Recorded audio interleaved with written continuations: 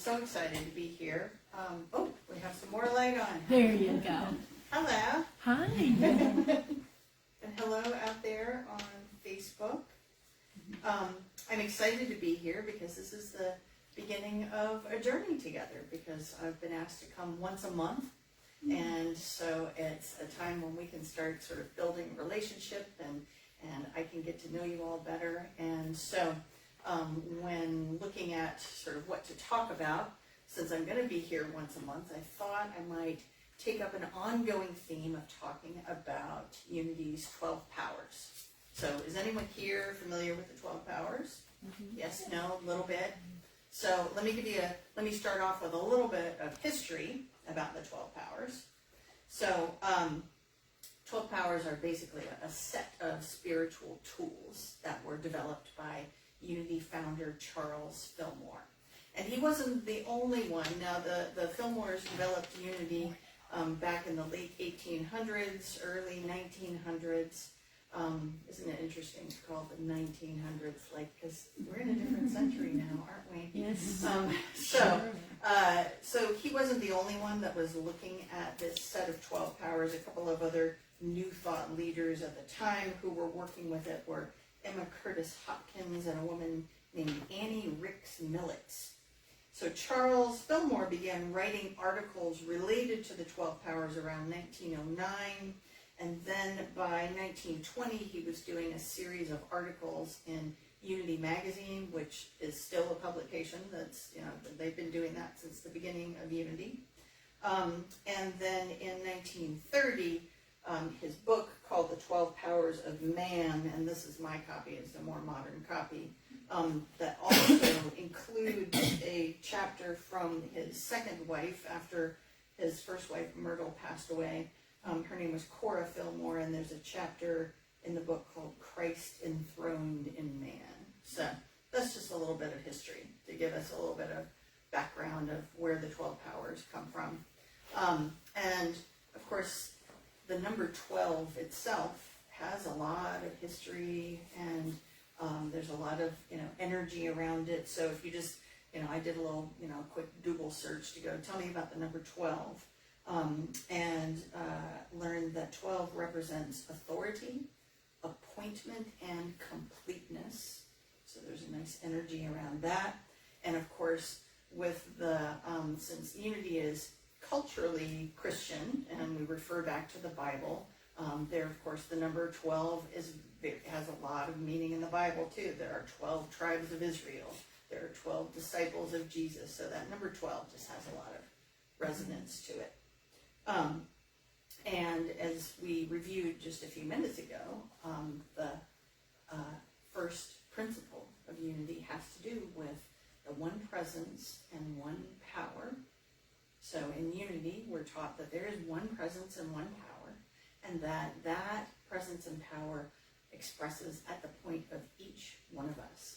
So when we talk about the 12 powers, those are aspects of all that is, or that which we call God, and therefore they are aspects of our spiritual nature as well. So the more we learn about them, the more we learn to sort of use them and practice with them, the more we can kind of improve the quality of our experience in our lives. So that's kind of the background. I have found the longer that I'm involved in Unity, the deeper my understanding gets of the 12 powers and of how useful they are in helping me to just kind of manage my stuff in my life. And isn't that what's really wonderful about Unity? Yes. Is that these are practical teachings that can help you with your stuff. So today we're talking about the power of power, also called dominion.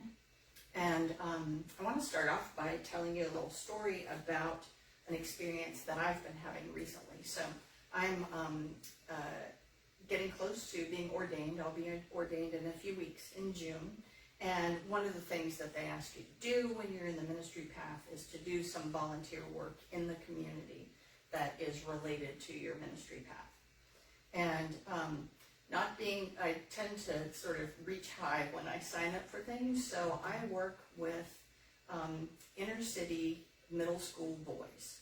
Right. So, like once a week, I hang out with them. It's through a program called, I live in the city of Richmond, in the oldest neighborhood in Richmond called Church Hill.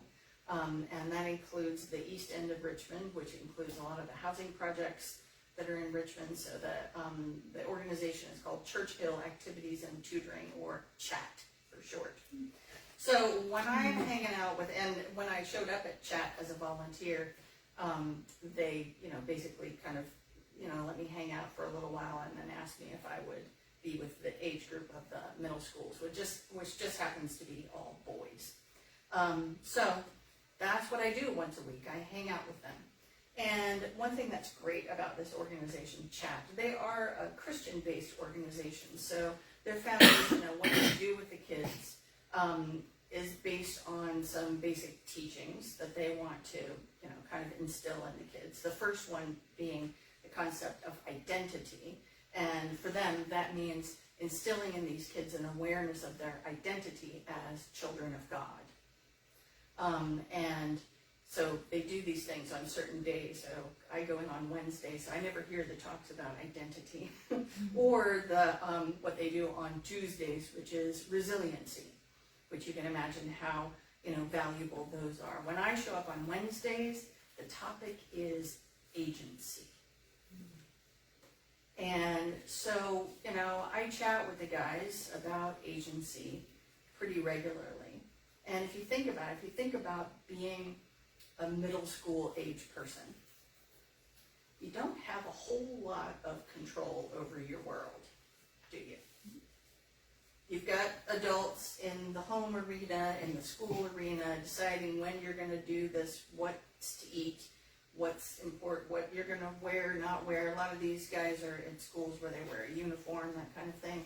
So they don't see a whole lot. When you talk about agency, a lot of times at CHAT, they're talking about sort of in the future. They're giving examples of people who kind of took agency and did things to change the world. But for them in their lives, when I ask them, they can say, oh, they know what it is, and we'll talk about what it is. But then when I ask, so what, in what area of your life do you feel like you have agency?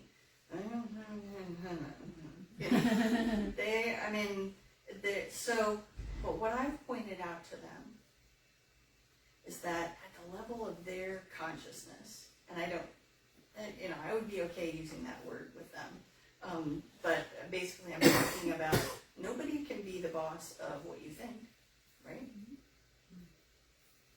Nobody can be the boss of what you feel. So in that arena, I impress upon them that they have absolute agency. And that, my friends, is the power of power. That in our consciousness, and in Unity, just to throw out a definition of what do we mean when we say consciousness? That's the arena of our thoughts and feelings, our attitudes and beliefs. In that bubble that is ours, that each one of us is experiencing this world through, you have absolute power, absolute agency over your own thoughts. So, my title today is, Are You Wearing Your Crown? So when I say to you, are you exercising agency, sovereign authority over your own consciousness, thoughts, feelings, attitudes, and beliefs? How does that question feel? Just how does it feel? Just notice how it feels for you. Are you exercising agency? And you might feel it in different parts of your body, and different things might be coming. Well, maybe this part of my life, I'm doing okay. This part of my life, not so much. There might be a real variety of things that come up for you. But just breathe into it. Just kind of see what's going on. Are there areas in which you really feel like, I have agency over this? I've been working on this. I've got it. Are there other parts of your life where you are giving away your power. Where you're interacting with others, say at work or family dynamics, or in how it is that you're responding to the world at large. Are there arenas in your life where you're giving away your power? And I say giving away intentionally because when we talk about unity, there being one power and one presence, that doesn't mean that there's one power and one presence and then there's us over here, because the math doesn't add up to one, right? It's not the one power and presence and you, because that would be, it's just one. So that one presence and one power is within you. So anytime you're feeling powerless, then you can kind of reflect and notice that the source of power in your life is within you, and you can look at how you might be giving away your power to, say, worrying about something or being anxious about something. And one of the things that our ego really likes to blame our circumstances and other people, right? Because our ego doesn't ever want to be wrong. So our ego will look for, well, that person made me feel this way, or that circumstance made me feel that way. So it's a real balancing act when we're sort of working with our own power of power. Also, for those of us who have spent time in traditional religion, a lot of those belief systems, of course, that whole belief system is about an outer God that has power. And think about the messages, that come through that, and even something as simple, and this could be something that affects, kids, even the belief around Santa Claus. There's a whole song, he knows what you are thinking. He knows, it's like, so those kinds of mainstream culture things that give you a sense that there's something outside of you that, has some influence, gets us out of the zone of being in our own power around what we think, how we feel. So when you encounter those feelings of powerlessness, then you can just notice and ask yourself, how am I giving away my power?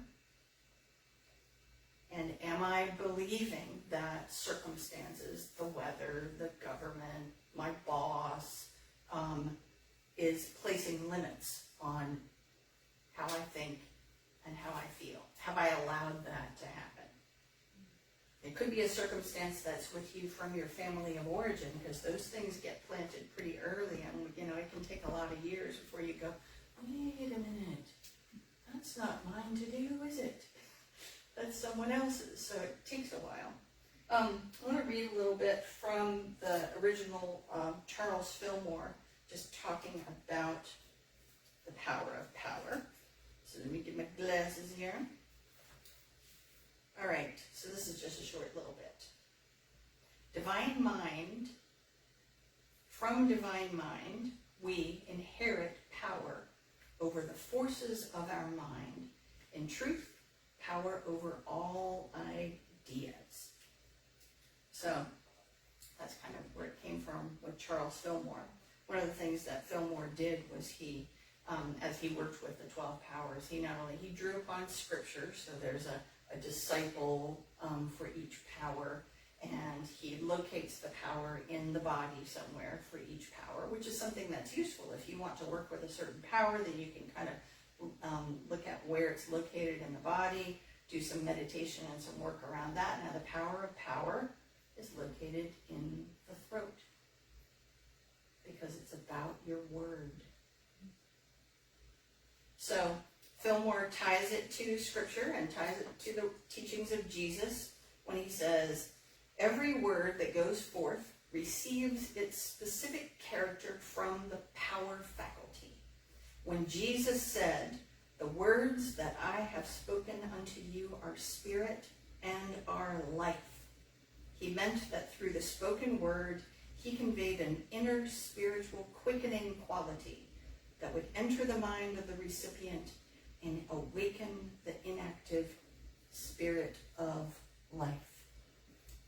So when you think about, again, kind of reflecting on those moments when you feel powerlessness, and take some time to reflect on what kind of self-talk what words are you using with yourself?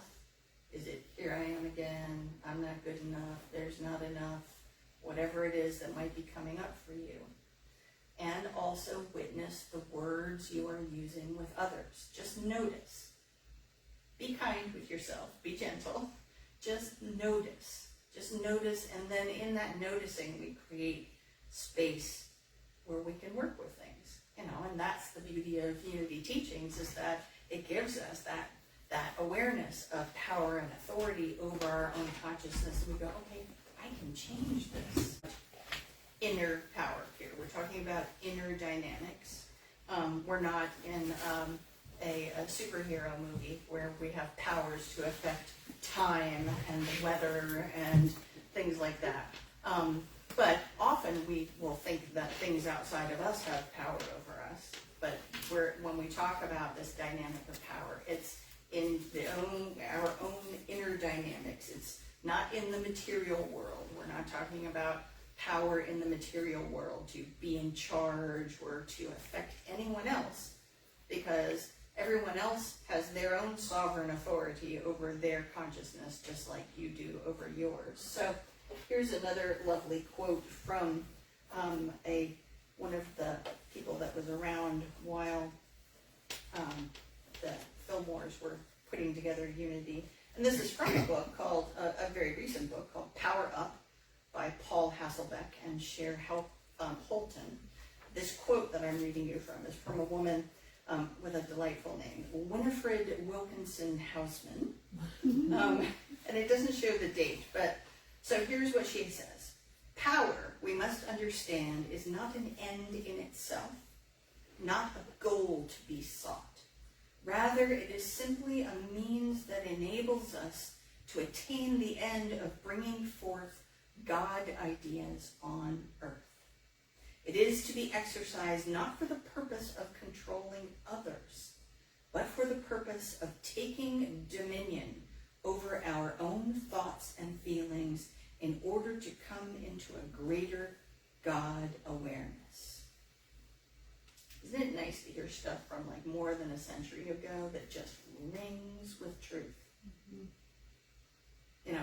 And that's how you know you're dealing with truth, is that that essence just comes through pure and powerful, no matter what year it is, no matter what the language is. So it's important for us to understand that when we talk about any of our 12 powers, we're talking about an internal dynamic here in our own consciousness. We're not talking about things in the outer world. And that's where it can get confusing, because our human brain wants to jump right into the action, and our human brain manages our life in the material world. So our thoughts can come forth with, but what about this? But what about that? But wait, and that's why we have the spiritual practice of quiet the mind and let's tap into our divine nature.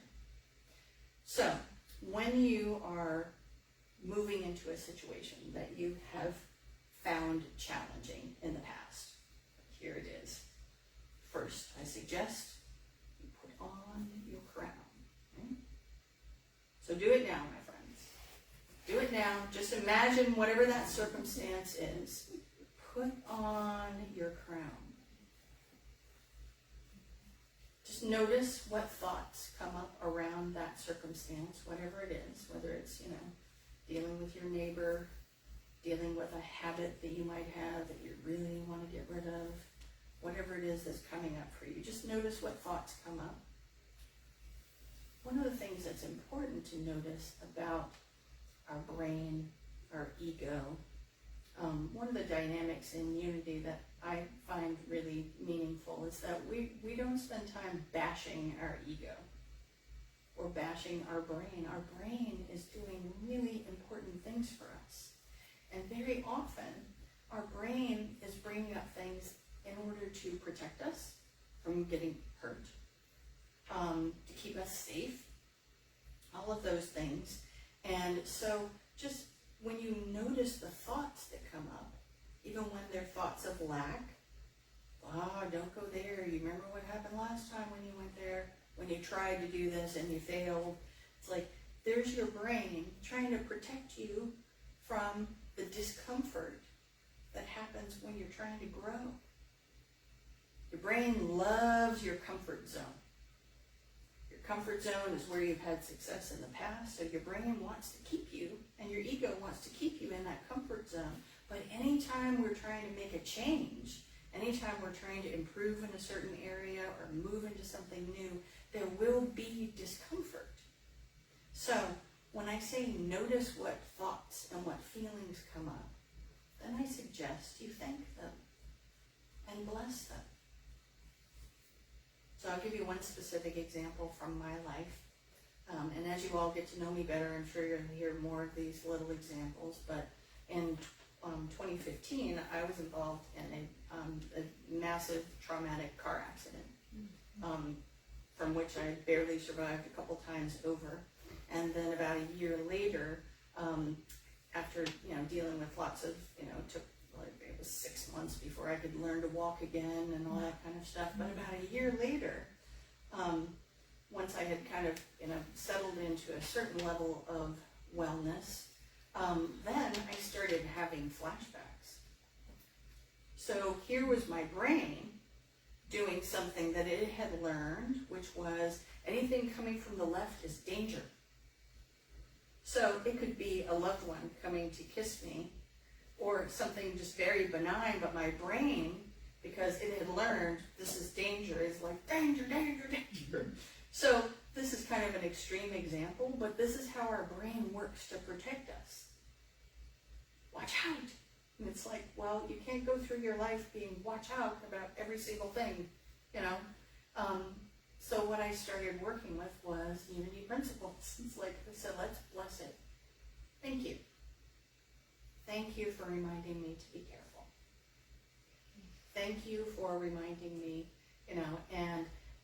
but we don't need that anymore. And just let it go on its way. So in unity terms, that's what in old-fashioned terms is known as a denial. Thank you, and just let's let you go. Because now is, that's not something we need to worry about. So just recognize the thoughts and feelings that come up about whatever situation, like I could never get this right, whatever it is, that often those are there to try to protect you, and you can bless them and let them go.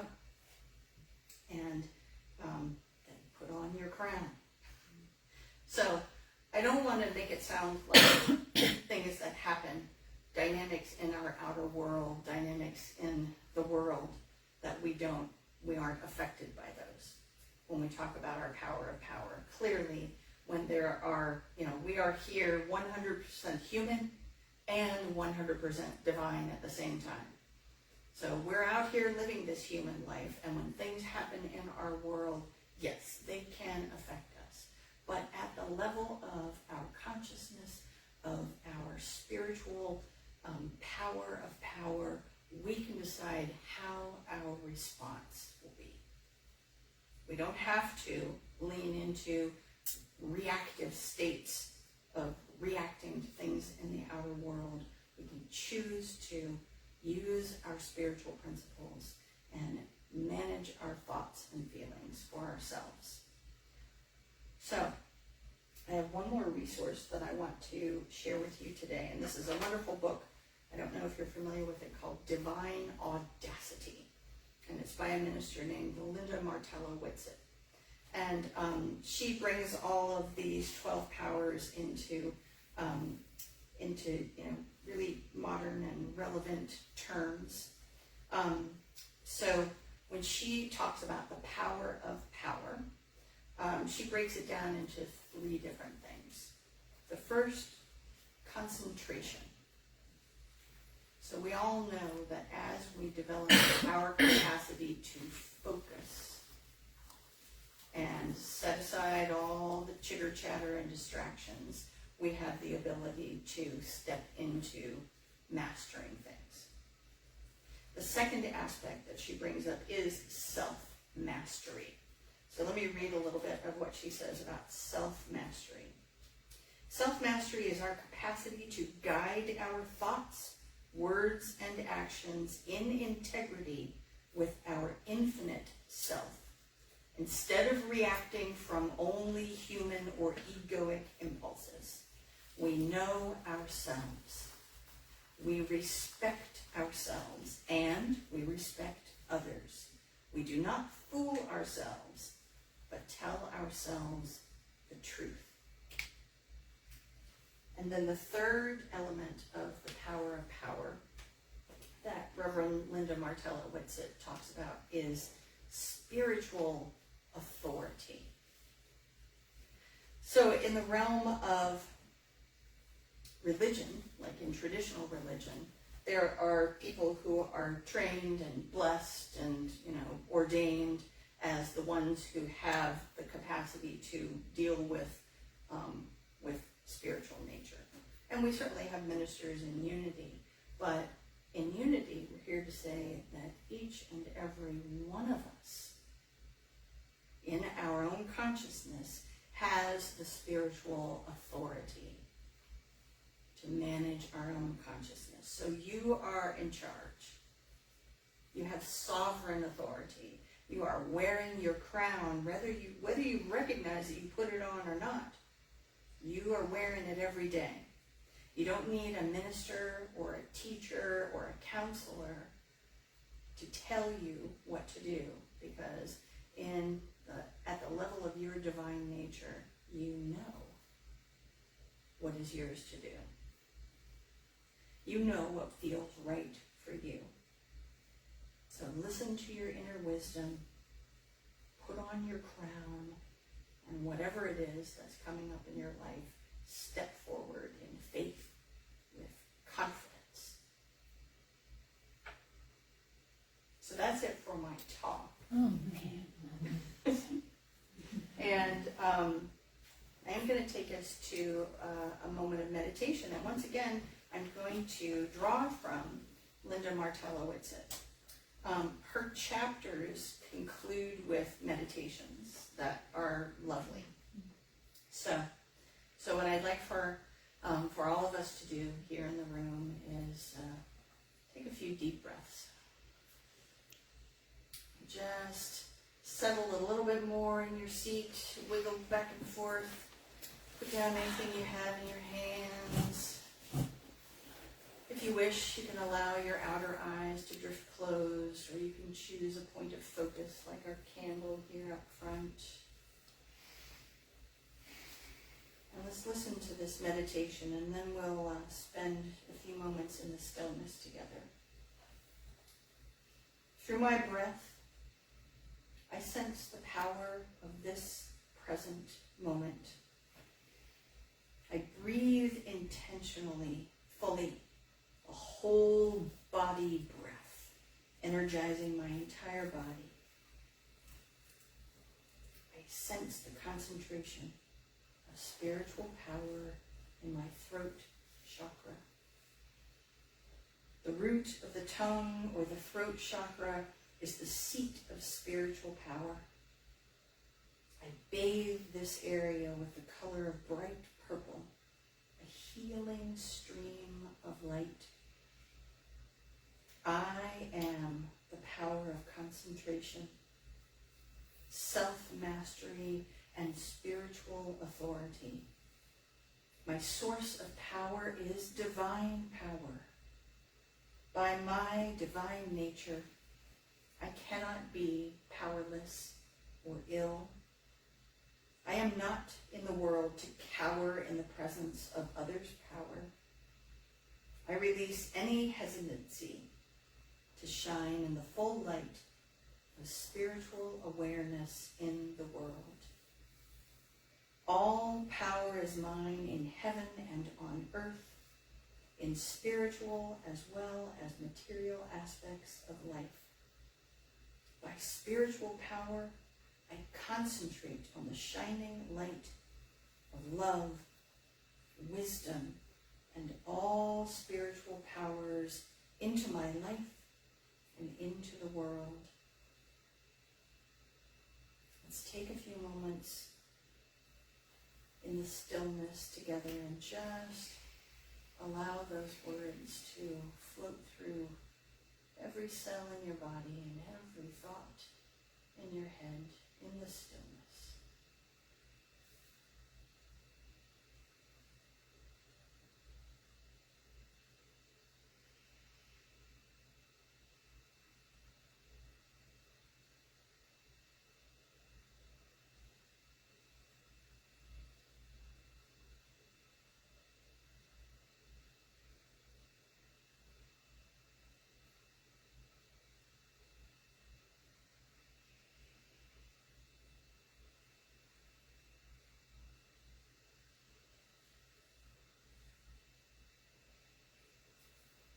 And as we bring our attention back to the space that you're in right now, in this moment, let's hear a few more of these words.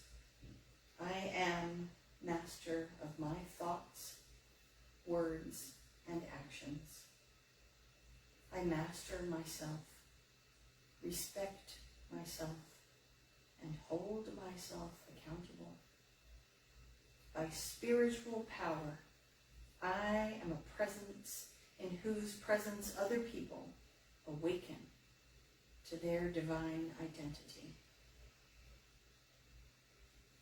And for all of this, I am grateful. So as we come back into our seats, wiggle your fingers and toes, stretch a little bit if you want, and dwell in that space of gratitude for everything that we have shared this morning.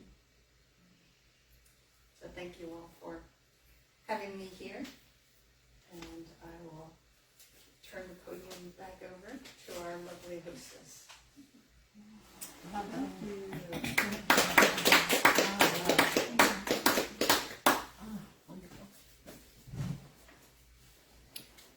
Thank goodness. Thank you. That was enlightening.